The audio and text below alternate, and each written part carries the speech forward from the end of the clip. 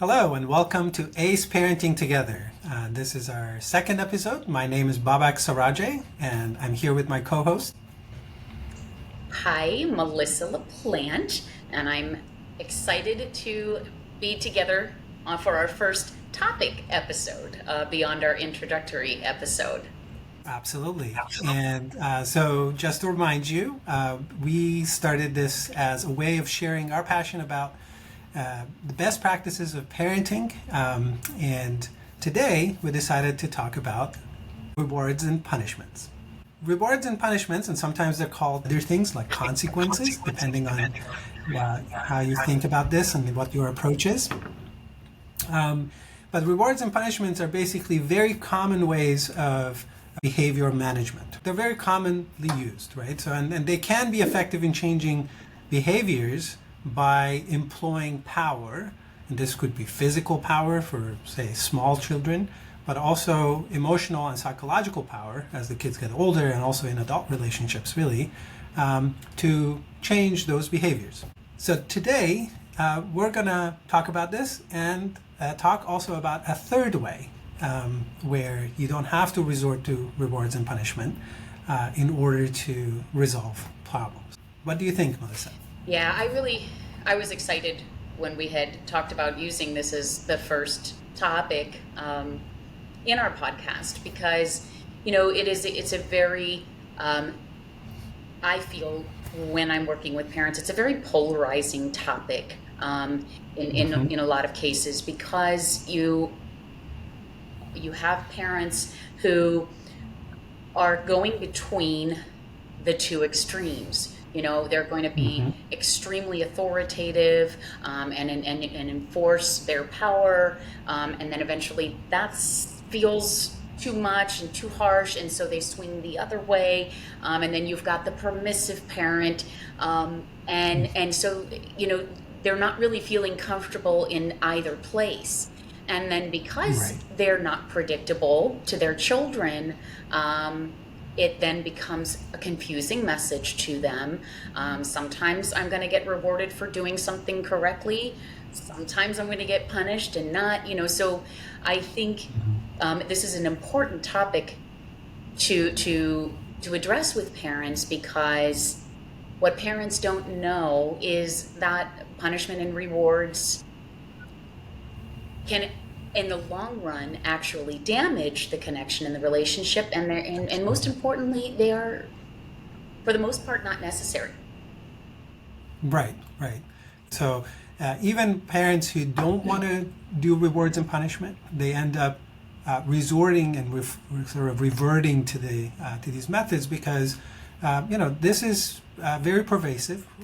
It's very likely that parents were raised themselves as children on rewards and punishment, and so it's easy to kind of revert back to it. Here's a child, they're small, you always tend to their needs and so on, so you're really in charge of a lot of things that you control, whether it's feeding and clothing and other things. And as they grow up and they start doing things more and more on their own, and you run into conflicts or problems when they don't want to do something or you do want to do something that they don't like, it's very easy to resort to that power again and control again. Yeah.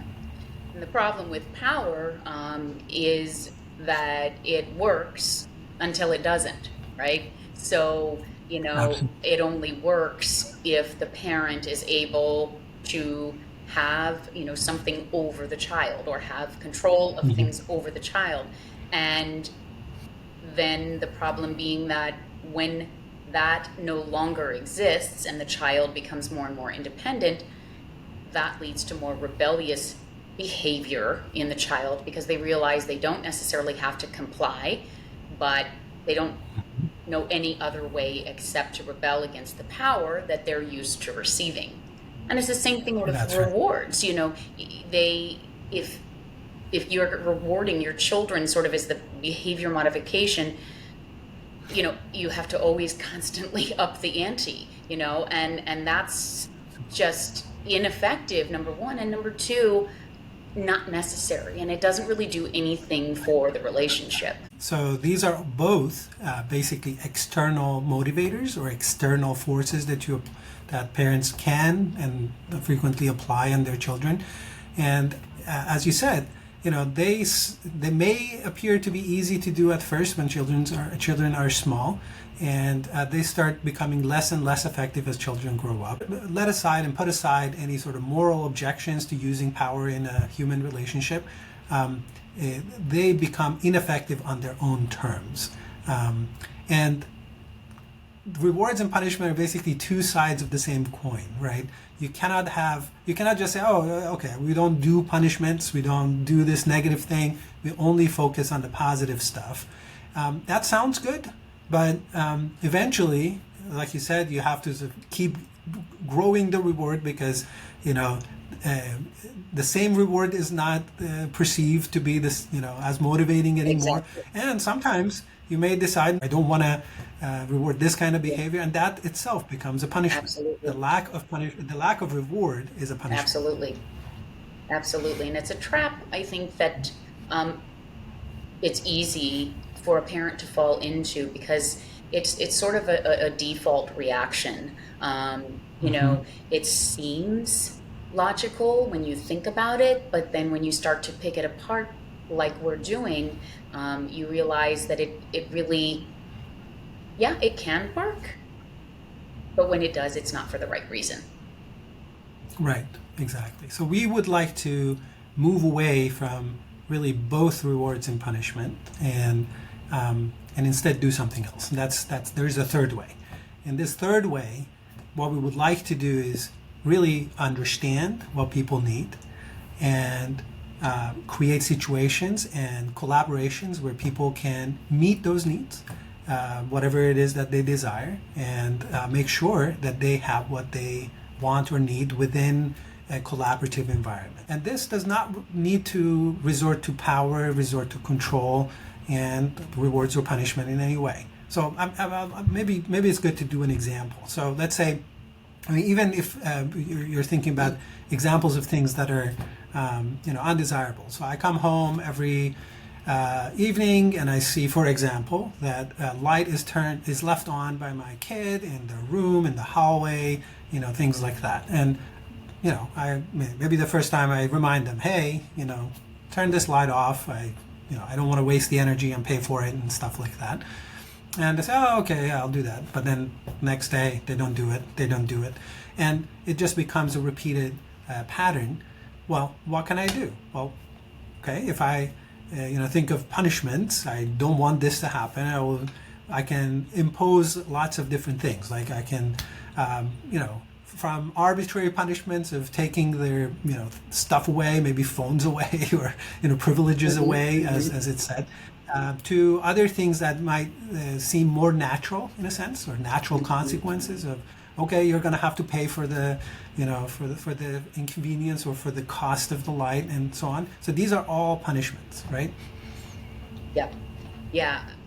I love that example, and I have a similar example, and this one always jumps in my head when I'm working with parents and talking specifically about punishment and rewards. And the example I tell, and the beauty is my kids are a little bit older now. I've got my daughter who's 20 and my son who's 14. So I have lots of great examples. And what's really cool is then now as they're older, they're able to give me feedback on those situations, and I love talking to them. And in particular, this one was this involved my daughter. It was when she was in the 4th grade, and she basically the teacher caught her taking the treasure box toy from a classmate who had legitimately won that reward in the classroom, but she really wanted it, so she tried to take it home in her backpack, and she got caught. So the teacher called me and told me the whole thing at the end of the day, and so I just let my emotions take over and absolutely jumped right into, without even hesitating, punishment, And so what I did was I had her write, "I will not steal," 100 times on a piece of paper, right? And she cried the whole time she was doing it because I was so upset. But later, not too much later, I realized how unhappy I was with how I handled that. And we can talk about how we fixed those things. But, did that punishment work? Yeah, it did, but not for the right reasons. She didn't do that again Yeah. because she was afraid of the punishment, and she was afraid of the power I had over her, rather than actually understanding how her actions impacted her classmate, her teacher, and me, right? So Yeah. Yeah. that's an example of where a punishment can work, but it didn't do anything Yeah. for our relationship, and it didn't help her to become a more responsible human being by learning That's right. the reasons behind it. That's right. And you might say it worked, and it has this cost of, imposing the power and not really understanding the reasons and so on. But also, I was thinking as you said that she wanted something, right? She had a reason. She needed something. And actually, the example you gave was that this was a reward for something that happened in the Right. class, I suppose. Yeah. And this is very common behavior management techniques in the classrooms. Absolutely. And this reward to a student became a punishment for your daughter, right? Isn't that interesting? And it's Yeah, like I because she said, didn't receive it. it's really cool to be able to. I always ask my children's permission before I tell these stories of their growing Yeah, years. And that's we awesome. were just recently talking about it, and I said, do you remember that? And she said, absolutely. She said, I was Yeah, so afraid of what you were going to do when you picked me up from school, because her teacher let yeah, her know that she had called me. So, you know, um, she said I didn't do it again because I was afraid of getting in trouble, right? But it just didn't. It like you said, it worked, and but it was not for the right reasons, and it's really great to be able to then review and backtrack in those situations, and right.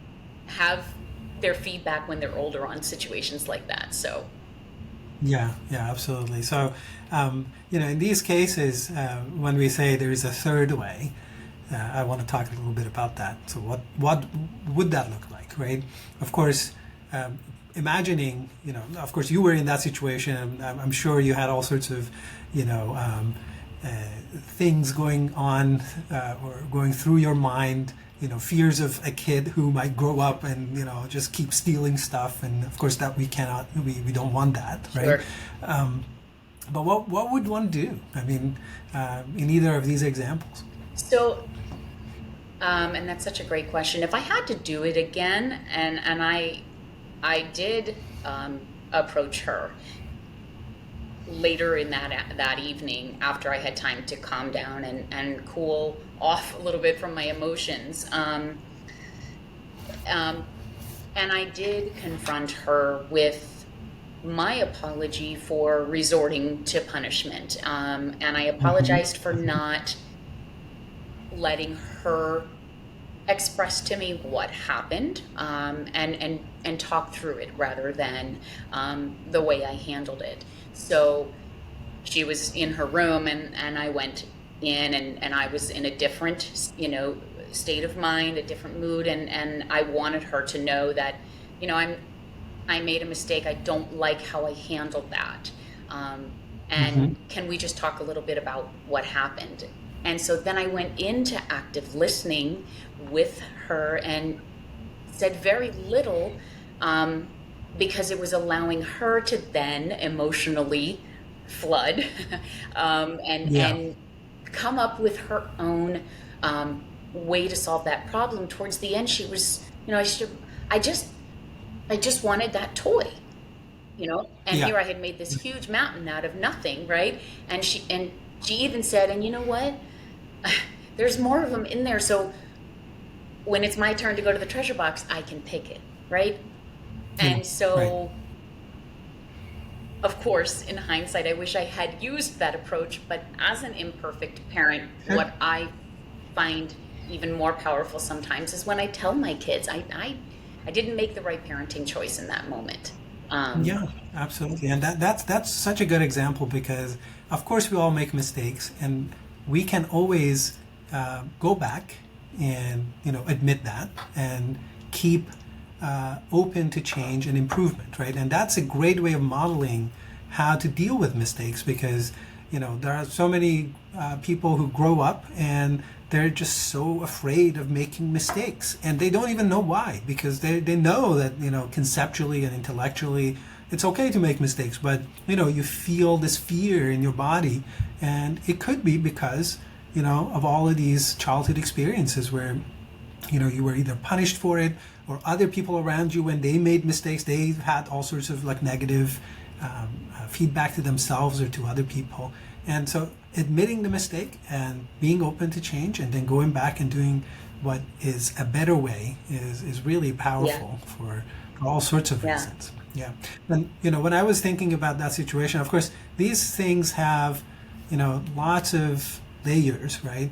You could do so much by doing the best you can at home, but of course there may be rewards and punishment in other environments where our kids are.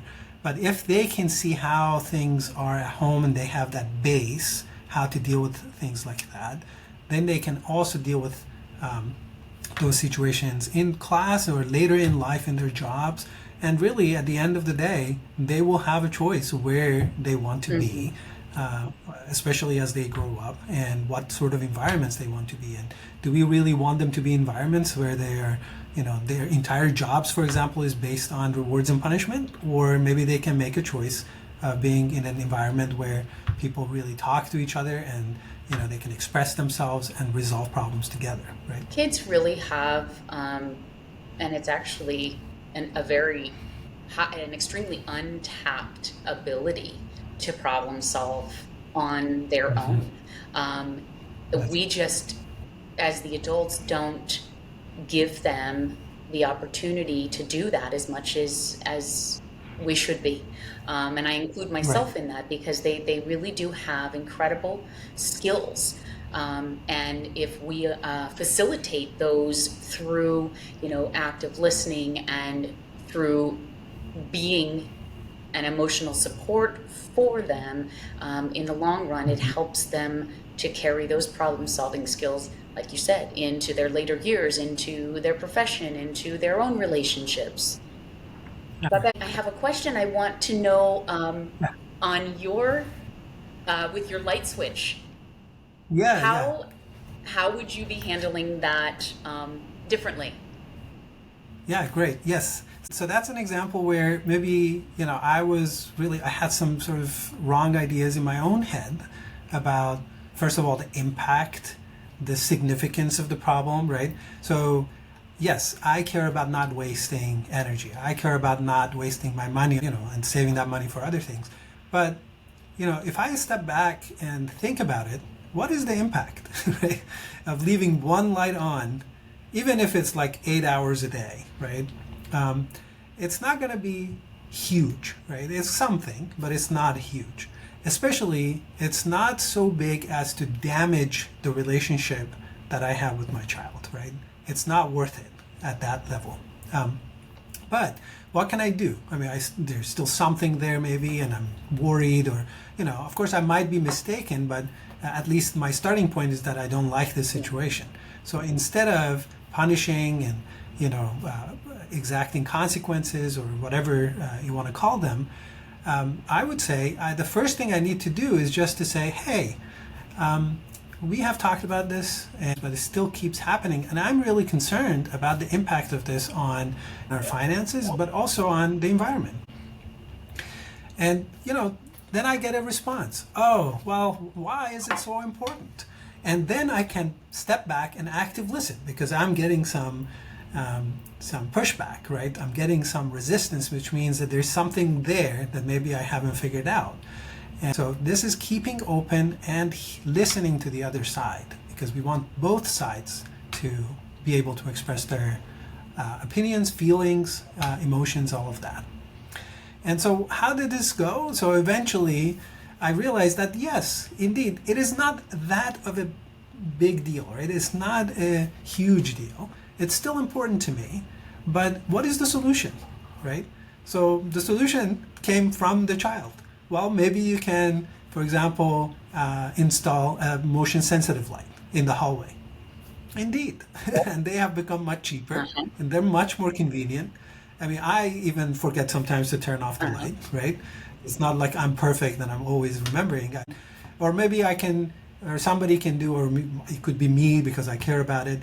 Right in the morning, like do a quick round, turn off the lights, anything that's not motion sensitive. And it became much better. We could collaborate on that and find some new cool solutions to the Yeah. problem.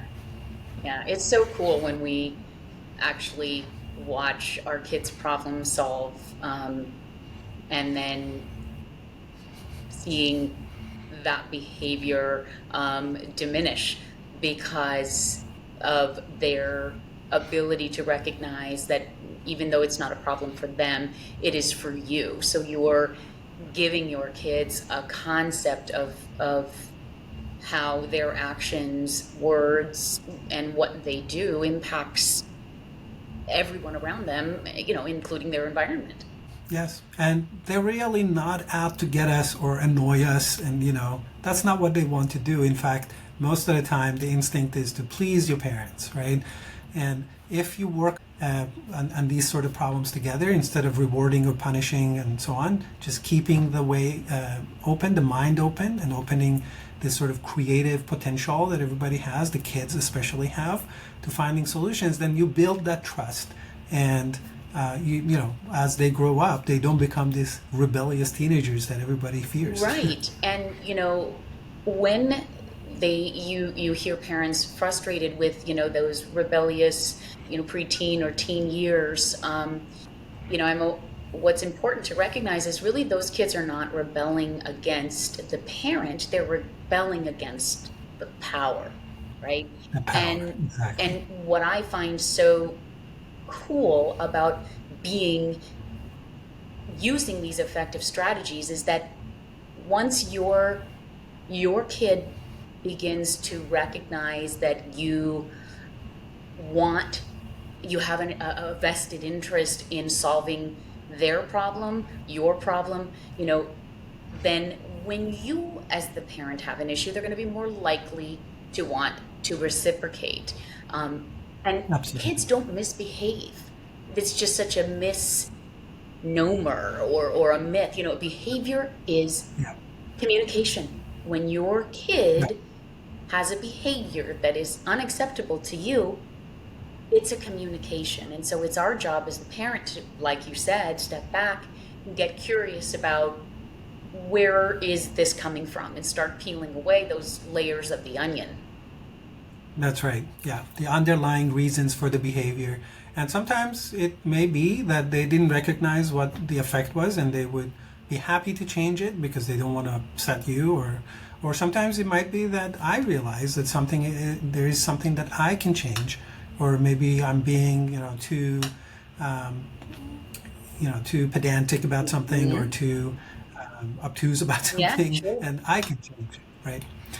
Right. So I really like this, staying curious, not being judgmental. I think it's Ted Lasso's motto, right? Yes, yes.